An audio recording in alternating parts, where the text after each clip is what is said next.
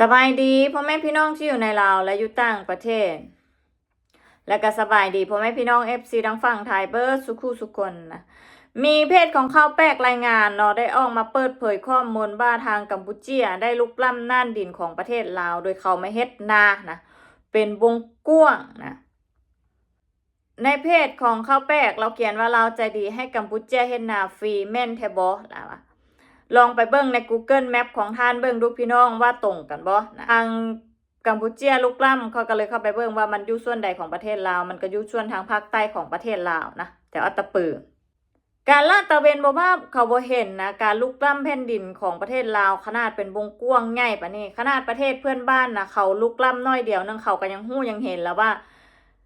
เขาลุกล้ำในแผ่นดินตัวเองเขาบ่ยอมอันนี้เขาลุกล้ำเป็นแผ่นดินวงกว้างขนาด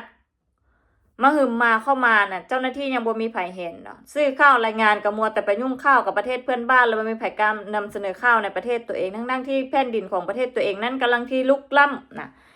กำลังจะถึกชาติอื่นเขามาลุกล้ำเขตและกำลังถึกชาติอื่นมาใช้ในพื้นที่ของประเทศตัวเองนะถ้าเกิดยังเป็นแบบนี้เราอาจจะเสียพื้นแผ่นดินให้กับกัมพูชีไปก็ได้นะเพราะว่าเคยมีเกิดเหตุการณ์แบบนี้ขึ้นมาแล้วในปี 2017นะทางกัมพูชีก็ได้ลุกล้ำแผ่นดินลาวเข้ามานะเห็นให้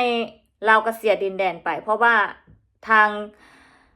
เจ้าหน้าที่ฮันโบก้าเนาะยึกยักกับทางกัมพูชีและก็ทางผู้นำของประเทศลาวเองก็บ่ได้สนใจปานนั้นเนาะเฮ็ดให้ทางกัมพูชีนั้นเปิดเข้ามาเต็มที่เลยนะและนี่ล่าสุดนี่ทางใต้อัตตปือของประเทศลาวถ้าเกิดว่ายังป้าป้อยให้เป็นแบบนี้แน่นอนว่ากติเสียพื้นแผ่นดินลาวให้กับทางกัมพูชีไปโดยบรรยายเลยนะถ้าเกิดว่าเบิ่งตามแผนที่นี่เขาลุกล้ำเข้ามาไกลขนาดนี้เนาะเป็นอย่างเจ้าหน้าที่จึงบ่ไปลาดตระเวนเลยว่ามีการข่าวออกมาว่าทางกัมพูชีเขายึกยักใส่แผ่นดินลาวนะถ้าเกิดว่าเป็นประเทศเพื่อนบ้านนะเบิ่งไทยเป็นต้นรถนะเขาบ่เคยยอมให้ประเทศหรือว่าแผ่นดินของเขาเสียไปให้แต่ประเทศที่เขาจะมาเอาหันย่างแต่น้อยเดียวประเทศนี่นะกัมพูชีมันเป็นอย่างไรกระดักกระดออยากได้ของคนอื่นนะอยากได้แผ่นดินของประเทศอื่นอย่างกระดักกระดอนะอยากได้ทางฝั่งไทยอยากได้ทางฝั่งลาวนะเอานะส่วนทางซื้อทางข้าวทางฝั่งลาวหันมัวแต่ไปยุ่งอย่างกับประเทศอื่นบ่เบิ่งข้าวในประเทศตัวเองบ่เบิ่งว่าสิ่งที่เกิดขึ้นกับประเทศตัวเองนะถ้าเกิดพวกแก้วบ่ช่วยกันจะนำเสนอข้าวพวกแก้วบ่ช่วยกันนำตีข้าวเผยแพร่ข้าวนะแน่นอนว่าทางกัมพูชาหรือว่ากัมพูชีนั่นนะเขาอยากเห็นอย่างกะเฮ็ดเทื่อหน้าเนี่ยเขาลุกล้ำมาซ้ำได้เทื่อนี้นะเขาก็สิลุกล้ำเขามาอีกเขาลุกล้ำกินแผ่นดินไปเทื่อละน้อยเทื่อละน้อยสุดท้ายเขามาปักหลักเขตใส่เขาก็อ้างที่ว่าเป็นของประเทศเขานะอ้างที่เป็นของประเทศเขาเพราะว่าเขาก็สินำเสนอว่าเขาไม่เฮ็ดนาอยู่นี่หันโดนและเขาก็สิว่าบ่ต่างหยังกับทางฝั่งไทยหันล็อกที่เขาลุกล้ำมาสร้างค่ายไส้นะเขามาตั้งเทียนฐานไส้แล้วเขาก็บอกว่ามาอยู่นี่โดนและนะบ่ได้ต่างกันเขาก็สิมามุดมวยอันเดียวกันถ้าเกิดว่าทางประเทศลาวหันปะป่วยนะบ่เข้าไปนะไล่พวกเขาออกเสื้อว่าทางประเทศลาวบ่กล้าไล่เขาดอกนะเพราะย่านนะย่านฮุนเซนเป็นบ้านพี่เมืองน้องมันแบบหลังจากมีการโพสต์ลงไปนะทางคนลาวก็ได้เข้ามาแสดงความคิดเห็นหลายคนนะเขาบอกว่าความเด็ดขาดหันบ่มีเนาะมีแต่ความปัญญานะของผู้นำเขาอะนะแล้วก็เขาบอกว่าเจอกัมพูชีย่านจนขาสั้นเป็นแบบนะเขาบอกว่าเก่งให้คนภายในกันเองนะแต่คนนอกญาติดินแดนกะนะและก็ยังว่า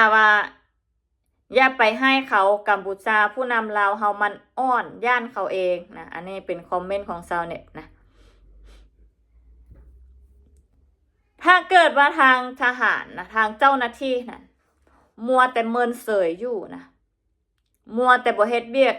ย่านตลอดนะย่านเขาเปิดเซิร์ชก่อนมันบ่ย่านเขาเปิดมาก่อนมันบ่นะบริกล้าคือทหารไทยมันทหารไทยนี่เขาบริญาตนะเขาสู้เต็มที่เพื่อแผ่นดินปานนั้นอ้างโตนะว่า ลาวหันสู้เพื่อแผ่นดินนี่เขากำลังมาญาติแผ่นดินอยู่นี่นะลองเข้าไปเบิ่งไหมนะเขาลุกล้ำมาบ่แม่นน้อยๆนะเขาลุกล้ำเป็นวงกว้างขนาดใหญ่มาแล้วนะหลายเฮกตาร์เขาเปิดมาใส่ซ้ำนี่แล้วพวกแก้วยังจียึกยักแน่จักหน้อยนะบ่เนาะเฮ็ดเพื่อแผ่นดินเบิ่งดูนะย่านอีหยังกระดักกระดอน่ะพวกเจ้าก็คือว่ามีกองกำลังอยู่บ่แม่นบ่อ้างใส่เขานี่ใส่กองกำลังนะเฮ็ดบ่เห็นบ่ประเทศไทยน่ะเอาไว้ประเทศไทยเป็นตัวอย่างเดี๋ยวค่อยแนะนำเลยนะเขานี่บ่ให้ภัยมายุกยักกับแผ่นดินของพวกเขานะเขาสู้เต็มที่เขาลุกล้ำหน้าดินมาน้อยเดียวเขาสู้เต็มที่นะเขาเปิดมาใส่นะทางนี้ก็เปิดใส่โหลดเขาบ่ได้ย่านจักน้อยนะเขาพร้อมนะอันนี้แม่นยังคนลาวบ่ค่อยสนใจเรื่องนี้คือกันนะอีกอย่างหนึ่งเลยนะที่สำคัญนะคนลาวบ่ได้สนใจเรื่องนี้ซับนะเขาบ่ฮู้ซ้ำว่าการปกปักรักษาประเทศเป็นจังไหนถ้าเกิดว่าเขาฮู้ว่าการที่จะเสียดินแดนให้ประเทศอื่นมันมีความสำคัญมันมีความหมายส่ำไหนปานนี้เขาช่วยกันแชร์เขาช่วยกันออกมาเว้าให้เรื่องนี้มันดังให้เรื่องนี้มันเป็นข่าวให้เรื่องนี้มันไปฮอดหูผู้นำนะให้ผู้นำไปเบิ่งให้ผู้นำไปเจรจาบ่แม่นเขาเฮ็ดเงียบ 2-3 คนแชร์น่ะแนวใดพวกเจ้าจะเฮ็ดให้ผู้นำมันลงไปเบิ่งล่ะหรือว่าคนลาดตระเวนนี่บ่เห็นเรื่องนี้นี่ถือว่าสุดยอดนะย่านกัมพูชาเปิดมาใส่มันบ่นะใจบ่กล้าใจบ่แข็งคือทางไทยทหารไทยนี่เขาเปิดมาใส่เขาสวนกลับโลได้นะเขาบ่ได้ว่าอ้อยแอกับทางกัมพูชานะเอาแบบย่างตัวนั้นมาเบิ่งนะมัวแต่อันแซะไทยอยู่นั่นหันบ่ได้หยังเด้อนะอันซื่อทางฝั่งลาวหั่นและพวกมนุษย์ถ้ำทั้งหลายก็คือกันนะนี่ข่าวนี้มันเป็นข่าวที่สำคัญกับคนลาวสำคัญกับประเทศลาวนะมนุษย์ถ้ำทั้งหลายควรไปเบิ่งนะพื้นแผ่นดินตัวเองแท้ๆเขากำลังจิ้มมัญญาติออกไปยังบ่ฮู้จักยังบ่เห็นความสำคัญนะฝากถึงทุกคนลาวทุกคนที่เห็นคลิปนี้น่ะแชร์ออกไปให้ฮอดหูทหารให้ฮอดนะผู้นำเด้อนะว่าเขาลุกล้ำมาเขตแดนดินแดนของตัวเองเข้ามาหลายปานนี้นั้นเป็นอย่างพวกลาดตระเวนทหารลาดตระเวนจึงบ่เห็นนะ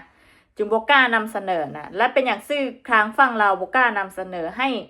มีการแก้ไขเปลี่ยนแปลงเกิดขึ้นนะถ้าพวกแก้วบ่ช่วยกันดินแดนของทางฝั่งเราก็สิตกเป็นของทางฝั่งอื่นนะเห็นคลิปอื่นมาดิ้นใส่ค่อยดีแท้ๆอันพวกทหารหั่นนะดิ้นใส่คลิปนี้ในเด้อนะค่อยเห็นพวกแก้วทำแอบเบิ่งแอบจอบอยู่นะคลิปนี้สำคัญกับพวกแก้วหลายนะอย่าสู้เป็นตาขาวนะถึงเวลาที่พวกแก้วต้องเฮ็ดคือทางฝั่งไทยละยึกยักเข้าใส่เข่าโลดนะมีความเป็นลูกผู้ชายบ่